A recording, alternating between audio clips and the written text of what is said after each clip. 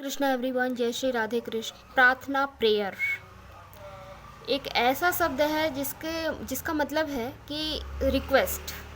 दूसरे बार कि हम किसी प्रॉब्लम में फंसे हैं, कहीं निकल नहीं पा रहे हैं, या फिर हमें कोई रास्ता नहीं सूझ रहा है, तो या फिर हमें किसी की हेल्प चाहिए। प्रार्थना का मतलब ये है कि हमें किसी की मदद चाहिए उस समस्या से निकलने के लिए बाहर, या फिर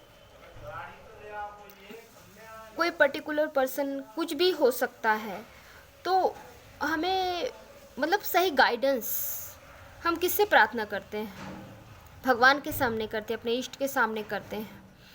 या फिर हमें कोई अपनी बात मनवानी होती है, या हमें कोई चीज़ चाहिए होती है अपने पेरेंट्स से या किसी से भी, तो हम उस चीज़ के लिए रिक्वेस्ट करते हैं कि नहीं प्लीज़ मुझे ऐसा दे दीजिए, या फिर बोलते हैं, कान पकड़ के माफ़ी मांगते हैं कि ठीक है, नेक्स्ट टाइम से हमसे ऐसी गलती नहीं होगी या नहीं करेंगे। ठीक है, अपनी गलती को मानने के बाद उस चीज़ को समर्पण करना, सरेंडर कर देना कि नहीं, नेक्स्ट टाइम से हम ऐसा नहीं करेंगे। तो मंदिर भी जब हम जाते हैं तो हमारी जो प्रॉब्लम होती, समस्या होती है, या फिर बाहर से जैसे आदमी निकला, सामने कोई मंदिर पड़ी, हाथ जोड़ लिया, नमस्कार कर लिया, बस इनफ।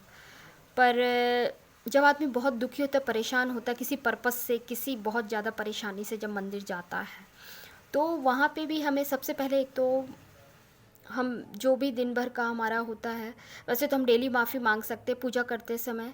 जब पूरी पूजा कंप्लीट हो जाती है, आरती हो जाता है, सब कुछ हो जाता है, तो मुझसे पूजा पाठ में जो भी गलती हुई है मुझे माफ़ करिए, ऐसा आदमी बोलता। माफ़ी मांगना चाहिए, क्योंकि हमसे गलती कहीं ना कहीं होती है। एक्चुअल में पूजा उनकी कोई कर ही नहीं पाता। पूजा क्या है ना, सम्मान देना, उनकी नज़र उतारना। जब हम आरती उतार करते हैं तो उनकी नज़र उतारते हैं, दीप जलाते हैं, किसके? उनके स्वागत में, कि आज का प्रभु हमारा दिन अच्छा जाए। आदमी पूजा पाठ क्यों करता है? इसीलिए ना करता, मन की शांति के लिए। तो उसी तरह से प्रार्थना है कि हम उनसे रिक्वेस्ट कर रहे हैं किसी चीज़ की, प्रार्थना, प्रेयर।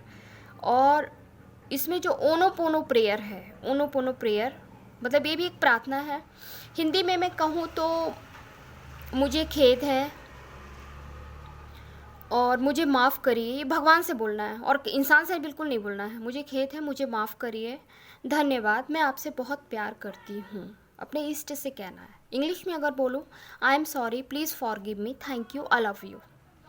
अगर हम ये बोलते हैं भगवान से, अपने इष्ट से बोलते हैं कहीं भी जाके, या घर में ही पूजा कर रहे हैं डेली के उसमें, तो इससे ना सिर्फ हमारे आपस के रिलेशन सबसे पहले सुधरते हैं। अगर कोई बीमार व्यक्ति, तो उसके लिए भी आप ये ओनो पोनो प्रेयर कर सकते हैं। I am sorry, please forgive me, thank you, I love you.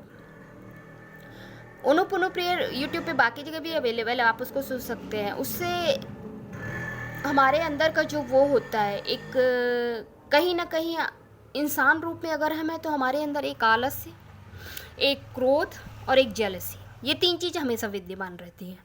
हम कितनी भी कोशिश कर लें, पूजा पाठ कर लें, बहुत अच्छा मानते हैं कि हाँ सकारात्मक सोच होती है, दीपक जलाओ तो शाम के समय आरती करो तो पॉजिटिव बात, लेकिन कहीं ना कहीं हमको डेली खुद को पॉजिटिव रखने के लिए रिचुअल करने ही पड़ते हैं, ये बोलना ही पड़ता है। तो भगवान के सामने आई am sorry, please forgive me, thank you, I love you, Hindi में बोल सकते हैं आप इसको, जैसा भी जिस वे में भी ले तो बोल सकते हैं। इससे ना हमारे सिर्फ अंदर पीस ऑफ माइंड आता है। पॉजिटिव सोच से मतलब ये है कि हमें किसी भी प्रकार के किसी से ईर्ष्या या द्वेष नहीं रखना मतलब बिल्कुल भी नहीं सोचना है हमारे अंदर। और दूसरा इसका मतलब ये हुआ कि हम अगर किसी के साथ हमारी नहीं बनती है, ये तो हम उसको अपना दुश्मन मान बैठे, नहीं, ये बिल्कुल भी नहीं करना। भगवान के हमें बिल्कुल नहीं बोलना है कि वो हमारा दुश्मन है और ऐसा ऐसा है, प्रभु अगर ये काम हो जाएगा तो ऐसा प्रसाद चढ़ाएंगे, बिल्कुल नहीं बोलना है। आपको कहीं दुश्मन नहीं मानना, कोई दुश्मन नहीं है, और ना कोई सच्चा मित्र है। मैं ये भी कहती हूँ, इस दुनिया में, आज के कलयुग की दुनिया में, ना कोई सच्चा दोस्त है, ना कोई दुश्मन है। सबसे एक बराबर सम्मान का भाव रखिए, इंसान से लेके पशु पक्षी से लेकर के सब। बस ये है कि हमारा जो उद्देश्य है वो सेवा भाव का होना चाहिए सबके लिए। कोई भी हमारे दरवाजे कुछ भी मांगने आया, हम भगवान ने देने लायक रखा हमारे हाथ, तो हमें उसकी ज़रूर मदद करना चाहिए, चाहे वो इमोशनल रूप में हो, चाहे वो सम्मान के रूप में हो, चाहे वो खाने पीने के रूप में हो, जिस प्रकार से भी हो। हमें गिविंग नेचर अगर दिया है, गिवर हमको बनाया ऊपर वाले ने, तो हमारे लिए सौभाग्य की बात है। इसके लिए तो सबसे पहले थैंक यू ऊपर वाले को करना चाहिए कि आपने हमें इस लायक बनाया है, तो इस चीज़ के लिए धन्यवाद देना चाहिए और हर तरह से सबकी हेल्प करना चाहिए। तो ये ओनोपोनोपो जो प्रेयर है, ये बीमारी से लेकर रिलेशन, आपकी हर समस्या को दूर करती है, यहाँ तक कि हमारी स्पिरिचुअलिटी, हमारे आध्यात्मिक जो राह पे हम चलते हैं, डेली हम जो पूजा पाठ करते हैं या जो भी रिचुअल करते हैं, नाम जप कर रहे हैं या कैंडल जला रहे हैं या कुछ भी, एनीथिंग, ये मैटर नहीं रखता है। तो ये मतलब कंटिन्यू में होना चाहिए। किसी दिन ऐसा नहीं कि आज कर लिया, अरे ठीक है कल तो नाम जप किए थे, आवाज़ नहीं करेंगे। तो ये एक तरह का ब्लॉकेज है, खुद के अंदर का ब्लॉकेज है। तो ये जो प्रेयर है, आई am sorry, please forgive me, thank you, I love you, ये हमारे अंदर के ब्लॉकेज को दूर करती है। हम एक सार हो जाते हैं, हम दृष्टव्य, हमें ऊपर वाला देख रहा है और हमें सबसे अधिक प्रेम अपने इष्ट से है।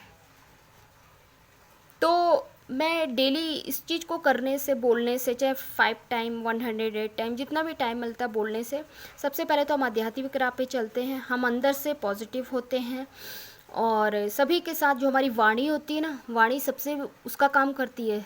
वो सही कहते हैं कि एक बार बाण वापस आ सकता, सब कुछ आ सकता है, लेकिन मुख से निकले हुए शब्द वापस कभी नहीं आते। इसलिए कूल माइंड होके एकदम ठंड, मतलब अच्छे वर्ड्स का यूज़ करना चाहिए सबके लिए।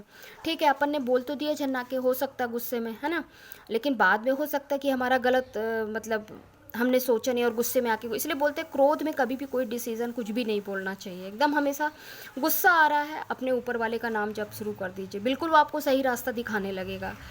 तो इसीलिए प्रार्थना की जा रही है कि मुझे खेद है, मुझे माफ़ करिए, मैं आपसे प्यार करती हूँ, धन्यवाद।